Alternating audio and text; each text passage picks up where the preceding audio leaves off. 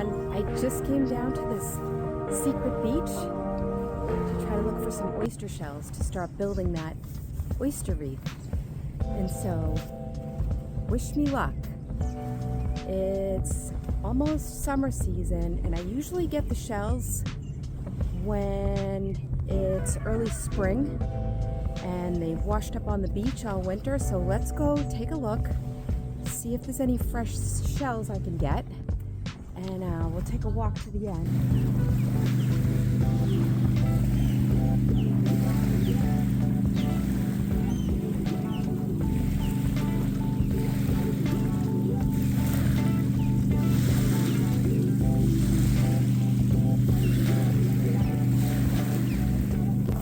Look at these.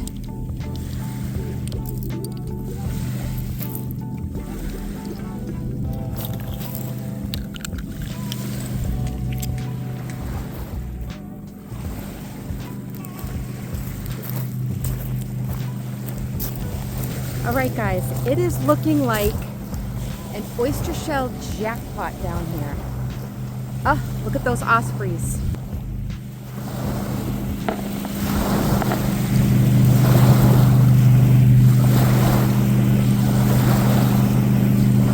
It's amazing. So I'm gonna get snagging some of these shells, and then we're gonna build the Rockefeller wreath. And I'm going to show you how to tie it up. So we'll be back in the studio after our walk on the beach here. And I will see you soon. Welcome home, everybody. Now that we're back from the beach, I'm going to show you how to make this beautiful oyster shell wreath that I've named the Rockefeller wreath. So let's go up to the studio and I'm going to show you everything I used and how to make it coming up next. I'm Renee and you're watching Island House Handmade, and today we're making an oyster shell wreath. This is my Rockefeller wreath. You will need a wire wreath frame. I have felt by the yard, jute twine, my husband's drill, decorative rope, glue sticks and a glue gun, my handy scissors, a hardwood board or a workbench, and the star of the show, our beautiful hand-picked treasures from the beach. These oyster shells. These were all just laying on the beach as I walked by. So I picked these up. They're all sun-bleached and clean. They're spotless, so I don't need to prepare them. But what we're gonna do today is I'm gonna show you how I made this wreath so that you could try to make one on your own. Now it's very heavy and it's just the idea that I had was to use this wire wreath. So up next, we're gonna get going on preparing the frame and setting up the shells, and I'm gonna show you how I string it on. All right, so the first thing I'm gonna do is take my tag off, get my wire ready, and I'm gonna trace the wire frame. What I'm looking to do is create a backing for when the wreath is all put together. And then trace. And we'll cut this out. And after we're done cutting, it's gonna look like this. And when the wreath is finished, this will be a nice backing to cover all the strings on the back that we use to tie it up. What I'll do at the end is hot glue this. So now we have our felt prepared.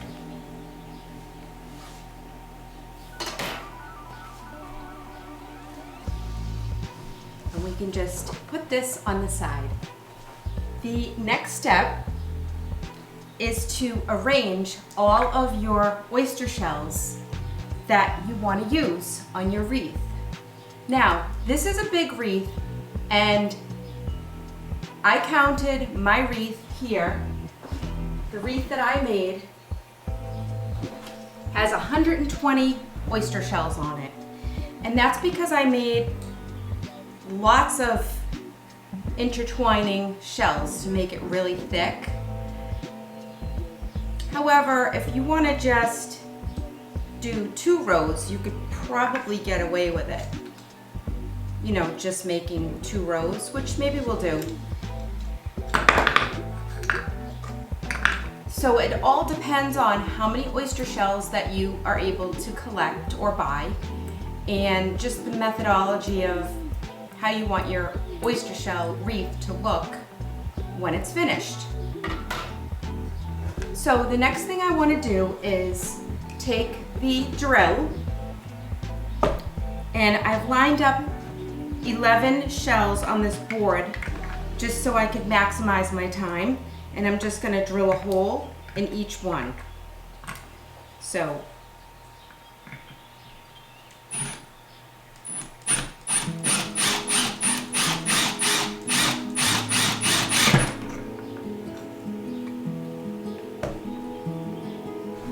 as you can see, the shells are very hard.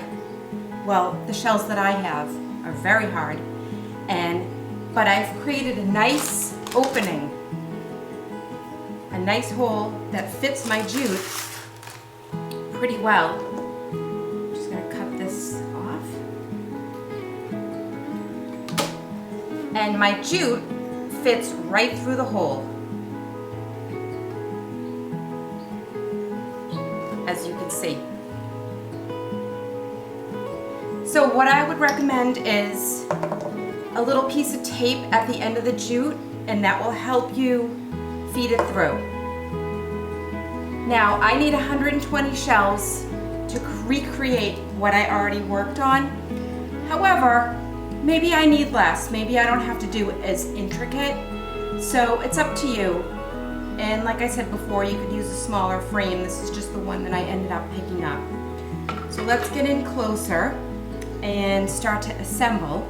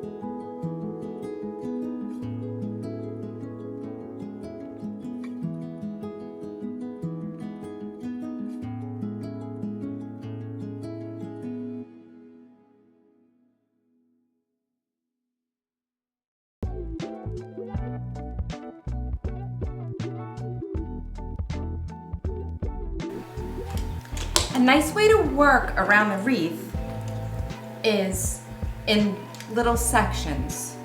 And if you take 3 shells and you feed them through, but alternate, so one is up, then you show the back of another one, and then you go to the front again, you'll get some really nice dimension, and it'll be like the dimension I have on this wreath. And I'm just, like I said, working in sections. This is a nice big one, so I'll get some good coverage. So I'm gonna put this through.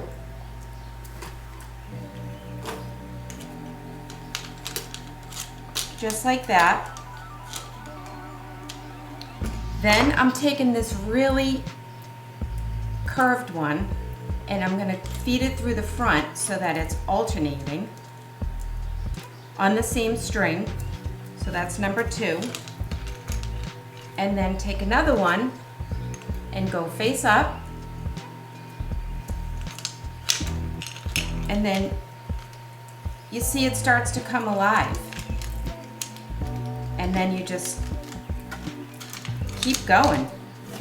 Tie this around the back.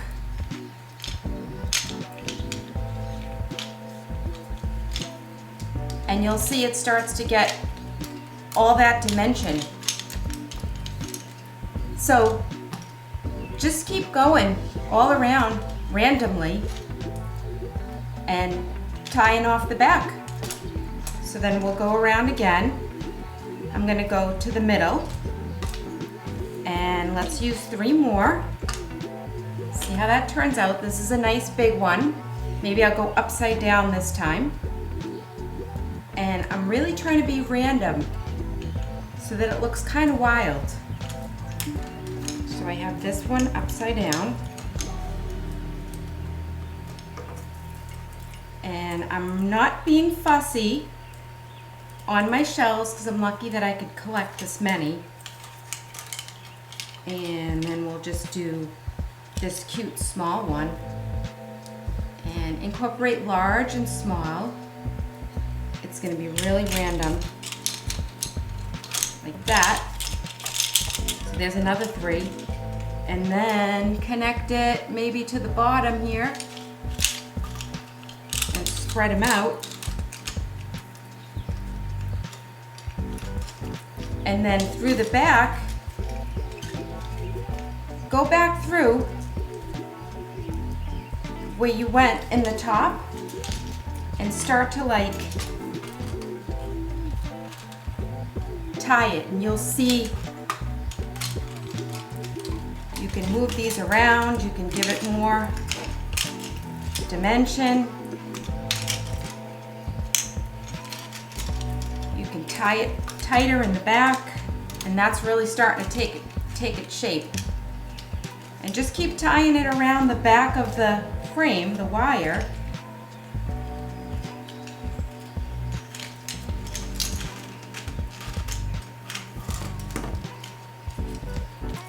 And, you know, go back on this side, give it a nice tight tie, maybe add a couple more into here, or a single, whatever you can figure. You know, it's just kind of fun. And then when you get to the end, tie it off, cut another yard of twine, and keep rolling. And you just tie it, and you can see it's starting to get random. And then in the end, if you want to go back through and fix it or add another one, but this is starting to really come together and it's pretty. So once you complete all of your tying off, you're gonna end up with this beautiful wreath. Okay? It's just all tied on, and I wanna show you the back. It's nothing pretty. Here's the back. Let's see if I can get it to stand. Great. I'm gonna zoom in. This is the back. It's all randomly tied, as you can see. It's looking really close to how this is coming out. You can see I'm just tying off. Then all this will hide underneath the felt. So it'll be very clean from the back. And now I just want to show you that these are one of a kind, random. You decide how it's going to look. This is your project. But this is just the idea that I came up with, and I hope that you like this idea and I just want to remind you, before you put the felt on, you need to get a tie. And so just tie it around. You can always make it shorter. Leave yourself a good loop, and then we'll put the backing on with hot glue.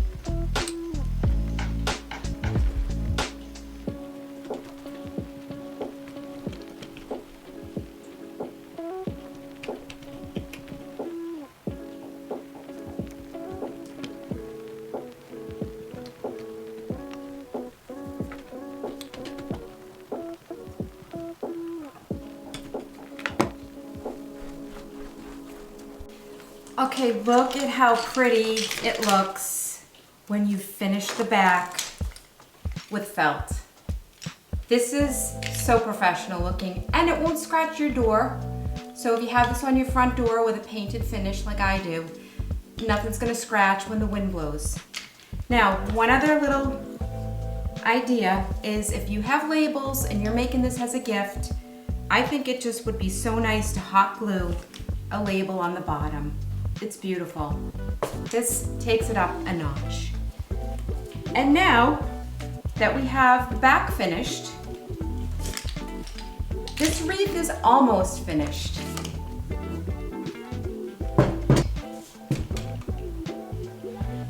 I like this rope, this decorative rope.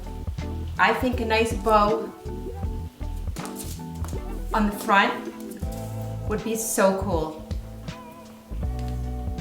You could also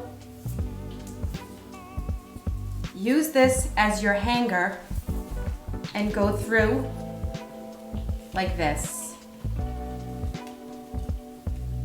Find the good center point and make it look really nice. Move some of the shells out of the way, and you could use this as your hanger. I think it would look really cute if we added a bow and have it droop down in that nice nautical, earthy presentation. You just trim this off at the right length and you have a beautiful, just beautiful piece of artwork that you made.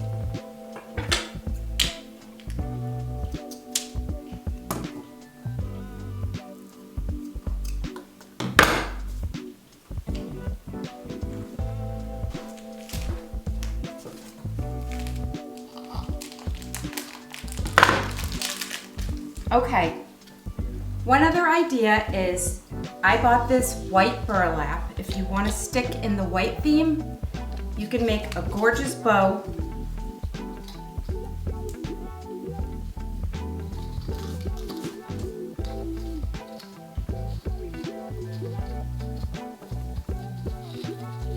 If you're giving it as a gift, and stay in the white theme.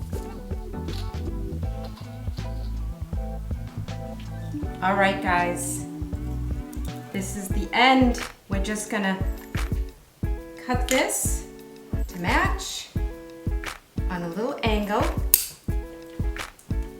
And I think this looks finished and beautiful. Oh, let me get this tie on one of the ropes here.